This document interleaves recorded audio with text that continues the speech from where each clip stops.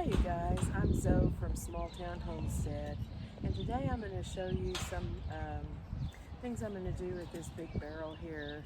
It's kind of a long barrel, about 3 feet deep.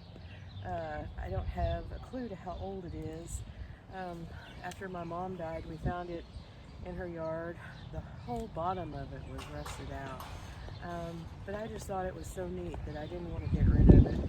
So we brought it home and finally got around to putting some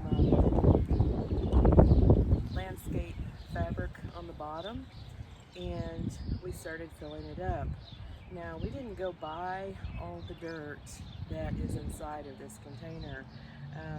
We had a huge container full of compost, and the compost was made out of things like grass clippings, nutshells, eggshells, all kinds of fruit and vegetable skins and cores and such as that we have been just bringing out and filling up the compost bin with for probably the last year or so.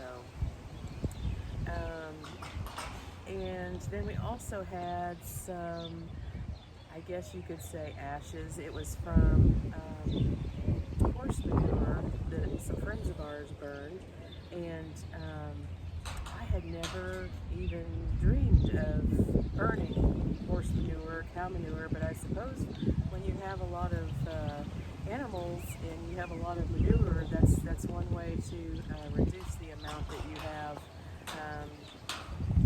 out on your property. So anyway, today what I'm going to do is I'm going to plant some radishes, and these are some Helios yellow radishes, and it says on the package it takes 30 to 35 days for them to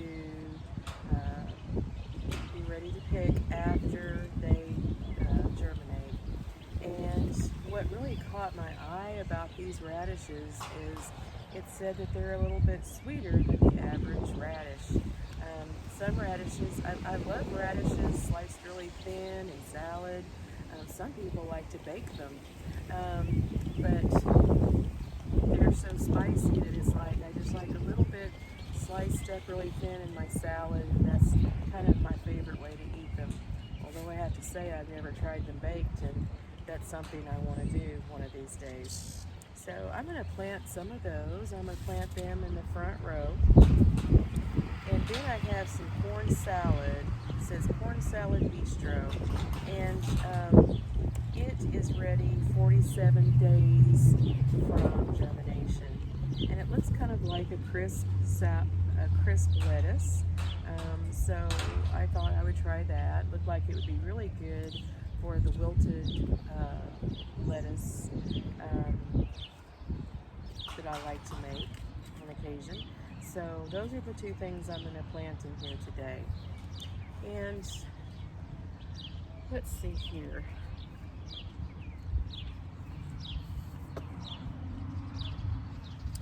What I did to make my rows is I took this extra piece of, I don't know, some pipe that my husband had left from a project, and I just kind of pressed it down into the soil just enough, just deep enough to plant the seeds. And I did that in the front, and I did that about right here for the lettuce. So the lettuce has plenty of room for its leaves to spread out. So first thing I will do is get my radish seeds. One thing about radishes too is they're a great crop to plant early in spring because they like cooler weather, or you can plant them in your fall garden. But if you plant them in the summer when it's really hot, they will actually bolt on you. And if you do have any radish at all, it's kind of a woody, just a piece of woody vegetable, I guess you could say, a woody root under the ground, and really doesn't taste good. So I've got my radish seeds here in my hand, if you can see them, and I just go along here and sprinkle them in. And it's better to have them thicker than you need them to be, because you can always go in and easily thin out your radishes. Where if you don't have enough, then you go to a lot of work and don't get much out of it. So I've got the radish seeds there. And then I have never really tried this variety of lettuce, the corn salad.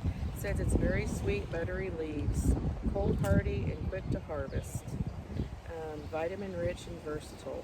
So I really like crispy lettuce, but I'm not a real big fan of head lettuce, the iceberg.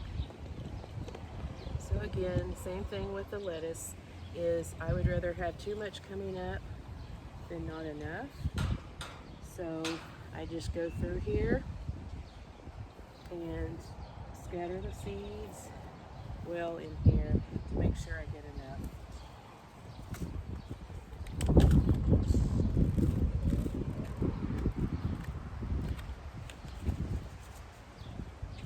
And then I just kind of push the soil over it. You don't want to bury seeds for radishes and lettuce too terribly deep. It may not germinate. Well, it might take a little longer. In fact, I'll tell you, on the radishes, it says to plant them at a depth of 1/4 of an inch, which is about exactly what I did. And the corn bistro seeds, it also says 1/4 of an inch. So they are planted just at the right depth. Now, if you have really loose soil, this is really nice, loose, rich soil in here. So the radishes won't have anything to keep them from growing to a nice size and to, not be hindered by any rocks or tight soil. And the corn salad will not have any problems. This would also be a good way to grow carrots, turnips, beets. If you have really tight soil, if you have, like I do, like really heavy clay soil in your garden, have some kind of raised bed area where you can grow those things. And it doesn't have to be a big container like this. In fact, I don't really think it's 36 inches. I think it might be more like 30. But, even 18 inches high, you wouldn't have any problem growing some beets, turnips, carrots. The carrots I grow are the ones that are kind of chubbier at the top and they're short. I was really worried last year when we planted those that they were going to be woody, but they weren't. They were just tender as they could be. They sliced up so nice and canned so nice. So if you don't have very good soil, or maybe you just don't have much yard, and you would like to be able to grow some vegetables like that, then definitely go for the raised bed concept. And you don't have to have anything fancy. You can use an old tire, like I do around my yard. I have several tires and things planted in them. Or, you could always purchase some raised beds or build your own. But you don't even have to use wood. They could be made out of metal. You could use rocks or bricks around the sides to just form that basic shape that you want and fill it with dirt. But keep in mind, it can be expensive to fill your containers, especially the deeper they are, if you're not coming up with your own soil to fill them with. And compost, once it gets going and you flip it every so often, it breaks down even quicker. So having a compost bin or a compost pile is a wonderful thing to do, because you're turning all of your waste into something that's usable for your gardening. And the same way with manure, chicken manure, horse manure, those sorts of things, they're very rich, so they need to sit a couple of years before you actually use them in your containers or in your garden. actually burn up the roots of your plants, so you don't want to do that.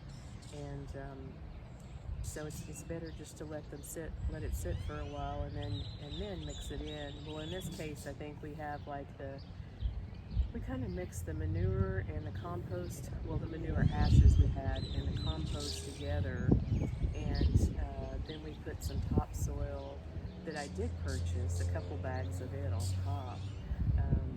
But you could grow anything in here you really wanted to grow. You could put your tomatoes or peppers in here, squash, just whatever you would like to do. And if you have a hard time getting down on the ground and getting back up, and you need something that makes it a little easier for you to garden, then raised beds are definitely a good way to go. So